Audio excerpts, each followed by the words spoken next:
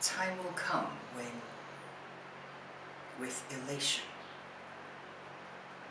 you will greet yourself at your own door,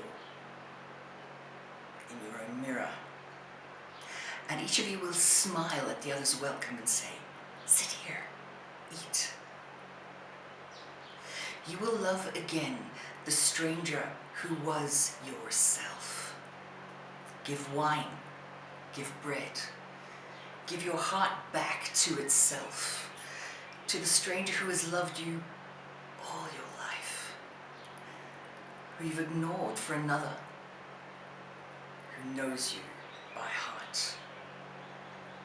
Take down the love letters off the bookshelf, the photographs, the desperate notes. Sit. Feast on your life.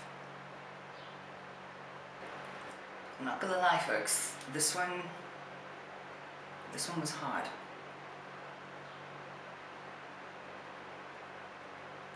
I had a conversation with a friend quite a few years ago,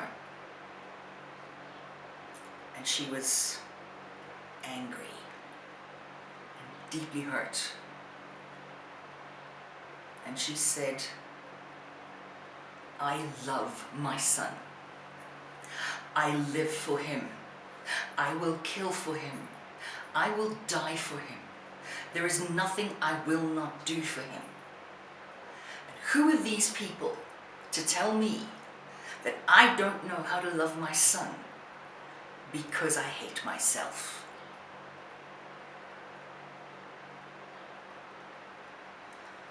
That conversation stayed with me for years. And at some point, I started to think about the semantics of it. I hate myself, not myself hates me. And why is it myself? You know, does the I think they own the self? And it was some time after that that I became familiar with like Jungian philosophy and so on and so forth, and understood the I and the self, or the me and the self, as two very separate entities, the ego and the superego, or the, you know, the, what I like to call the me and the maxi-me. And I started to understand that while we are the same, while we are one living entity, we're very different.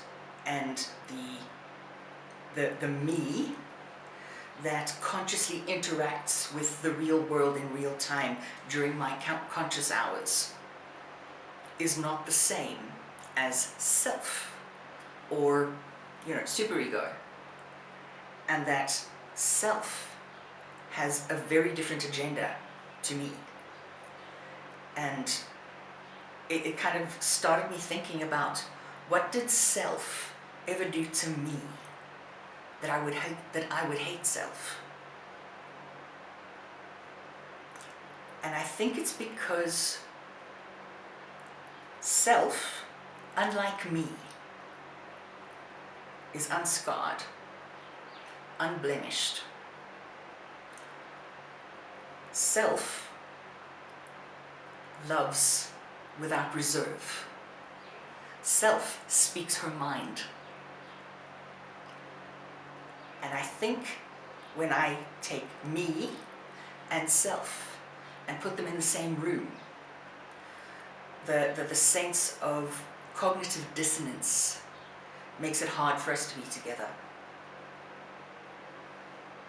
And over the years, as self and me have spent more time together and gotten to know each other better, slowly but surely that dissonance has started to dissolve.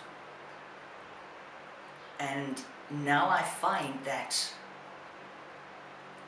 me and self get along a lot better. And the more time we spend together, the closer we become. And considering that this is the one person in the whole world that will always be there for me, I'm incredibly grateful to have her. That's obviously my take, and I would love to hear what you have to say as well. If you have any particular wisdom to share from your perspective, I would so love to hear it. And to finish off, as per usual, all the standard YouTube requirements. Please like, share, subscribe. I'd really love to hear from you in the comments. I hope you have a fabulous day. Take care.